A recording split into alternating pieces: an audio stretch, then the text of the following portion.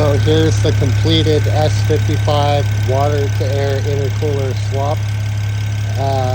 Without getting too into details, I basically had to make custom boost pipes, obviously. The intercooler itself plunks right down onto the factory intake. The S55 J pipe fits right up. I use silicone inlets, and obviously I modified and extended off the ends of them, and that fits snugly in between there. I am going to get rid of these air filters and get some K&Ns. They have two filters I was looking at, where one is like the inverse shape, and they also have that little extra breathing room, so I can do one like that and then one the conventional style, so they kind of fit around each other, if you will. And then I'm building a custom air box with a clear sheet to go over the top to utilize the factory cold air snorkel. I mounted my heat exchanger as far forward to the bumper as I possibly could, and then a little hard to see, but the pan kind of shields it off. Electric engine fan helps pull some of the air through a little bit. I did have to relocate the transmission cooler. Obviously 535s are different than the 335s, but yeah, I did have to do that. I ran a 180-degree inline thermostat from Improved Racing. I kept the heat exchanger for the coolant and transmission fluid in the loop. B58 coil packs. I did these little oil sight glasses on here, which is pretty cool. You can see the condition of your oil. Make sure it's not milkshake. Coming around to the back of the car, you'll have to excuse the mess because everything's just not put back together yet. But here's my custom fuel system. Here's where it's returning into the tank. It uses the factory Venturi pumps.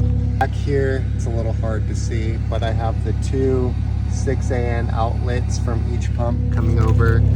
Those converge into a Y to a single 8AN that goes under the car to inline filter. You can't see it under here because it's covered by the splash guard, but I'll post some pictures of it.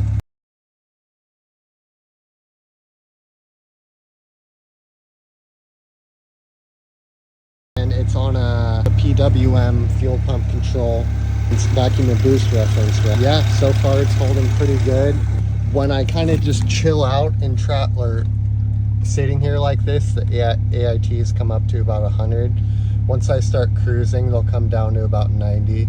I suspect it'll be lower once I do the custom air box and also a better pump. I kind of just ran a little weenie pump to get me by for the water to air intercooler.